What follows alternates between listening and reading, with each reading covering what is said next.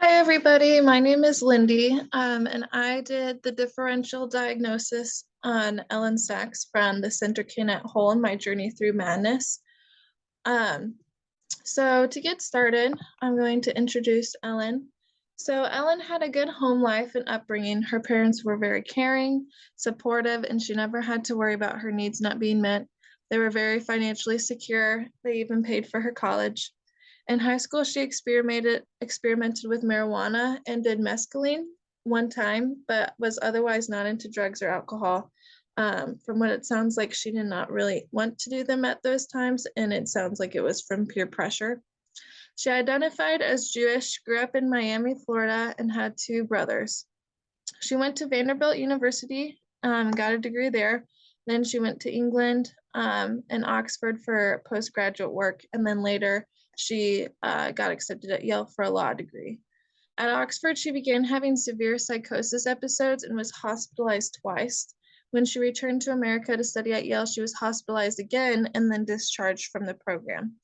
She had friends growing up and created friendships in college. However, once her psychosis episodes increased in severity and quantity, she had trouble keeping friendships. Additionally, her paranoia and self-deprecating thoughts kept her believing people hated her to the point of them even wanting to kill her. She thoroughly enjoyed studying, reading, and learning, and she found solace in the library of her colleges. On one instance, when she ran away from a hospital after taking some time in her dorm room, she went to the library when she recalled instantly feeling better and more secure. So she mentioned that several times in the book that she really enjoyed studying. And a lot of times people even said that she was too pale, and this was mostly because she spent a lot of times indoors on her studies. For the mental status examination, so when I completed this assignment, I did it from when she had first met Mrs. Jones. So I kind of changed. I still wanted to do this report over that time period that she was with Mrs. Jones, but I think that there a lot probably had changed. When I first did the mental status examination, I did it with the assumption that it was the first time that they had met. And this is more of the kind of, I guess you could say, during the middle or the end of the 3 years that Mrs. Jones worked with her. So her appearance often looked disheveled. She wore baggy clothes or dirty clothes. At one point in time, she refused to wash herself.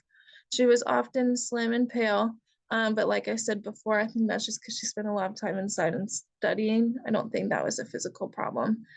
She recalled that she truly felt that everyone thought what she did, and she was the only one that voiced these thoughts. So kind of towards the middle of the book, when she was got discharged from Yale, she reported that she started to really consider, I think it was when she got specifically diagnosed, that she realized that not everybody was thinking these things. And a lot of times throughout the book, she said that she really thought that everyone else was thinking the same thing. She was just the only one who voiced them.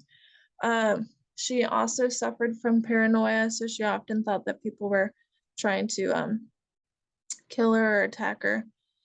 Activity, often in her counseling sessions, she would be on edge, nervous, and become irate when her thoughts were challenged. So whenever Mrs. Jones would say, oh, you feel this way because blah, blah, blah, you're creating this fantasy because you want control, she would start to get upset. And then the more that she was pushed, she would get upset even further. Whenever she was really distressed, she would start to rock back and forth. She would make sudden movements. Several times she tried to run away when faced with hospitalization, but she also would refuse to leave counseling sessions, not just with Mrs. Jones. This happened with other counselors. She'd have to wait until she was ready to leave. She would often speak louder when becoming enraged or challenged, but there were no other signs that she did this normally. She had loose association in speech, rapid shifting, word salad. A lot of the stuff she said did not make sense, and they didn't make a complete thought. Her mood and affect, she often wanted to have a weapon for defense, or she'd get under a table or in a closet to hide. Her mood was incongruent. I said this just because it seemed that it didn't give too much information in the book, but my assumption would be that she could be probably nice and polite because she did create relationships with her counselors, and then other times become really upset. She had difficulty leaving sessions or therapists when timing was appropriate.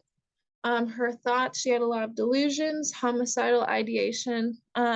This one I was a little bit tricky because I'm not sure if her thoughts would fall under homicidal ideation because she talked a lot about killing babies, and talked about that out loud and how she killed thousands of people. I don't know if this is more of just a delusion and not really that she was really wanting to kill people, or if these are just the thoughts that ran through her head and she said them out loud. But she definitely had ruminations, believed that she was in complete control of others and that she was God. And she had visual and auditory hallucinations. Oh, sorry. Insight and judgment, she did not understand the severity of her actions or threatening speech. She seemed to understand instructions given to her, but would often refuse to follow them as she didn't want the outcome, like having to leave. She was able to concentrate and focus and had good memory because she was very smart and very academically successful. But in her heightened emotional state, she would become anxious, defensive, and it seemed like she was in control of her body, but she would act inappropriately. Did not take ownership of her actions, so that falls under not understanding the severity of her actions. She seemed to be like, oh, this isn't that big of a deal. I can just go home. You just need to let it go, kind of a thing. She had self-control unless she was having episodes of psychosis in which she would then become impulsive. There was an instance where she was in the library with some other classmates and was like, let's go out on the roof, and then just started acting like more and more impulsive. So it seemed like she could control herself, except when she was having episodes. For differential diagnosis, step 1, ruling out lingering and a fictitious disorder, Ellen didn't show consistent symptoms. She didn't show any signs of faking or exaggerating her symptoms either. That seemed to happen on a consistent basis and increase in severity. Differential diagnosis, step 2, ruling out substance. Ellen had done drugs a little bit as a teenager, but again, she didn't report doing it as an adult. She didn't seem to like it and even reported that in counseling that she didn't enjoy drugs. And also she was adamantly against wanting to take prescription medicine, even for her disorder. So I don't think it was substance abuse. Really not a medical condition. She didn't have any existing or pre-existing medical conditions that could be a cause. Overall, she seemed physically healthy. In high school, she had gone through a period of time of losing a lot of weight, and then she gained it back again when her parents became concerned. This didn't seem to be an issue as an adult, although she did sometimes have trouble eating. I think that was because of her disorder. I don't think it was the opposite, where she had a medical condition and it caused the disorder. Step 4, determining the primary disorder with the decision tree. So she does have 2 or more psychotic symptoms. She had hallucinations, illusions, homicidal ideation, and paranoia. She had mood symptoms that lasted at least half the time during psychotic symptoms. She didn't have a medical condition or substance abuse, no signs of delirium or dementia. She did have bipolar and depressive symptoms, so she would go into depressive states as well, and she had disorganized speech. So because of this, she clearly has psychoaffective disorder. I think the DSM is very clear on the criteria for this disorder, so I don't think that it's possible that she could have anything else. The only thing that I was a little bit unsure of was if she had psycho or schizoaffective disorder with bipolar. That's the only thing that I was like, could this be part of it? But I think that is just a lack of my experience because I know that she was never diagnosed with that. And so that is something that hopefully maybe I can just get some feedback on. If anybody else had thought that maybe she could have that and decided that there were reasons why she didn't, that'd be great. For differential diagnosis, step 5, differentiating adjustment disorder from the residual other specified and unsuspected conditions.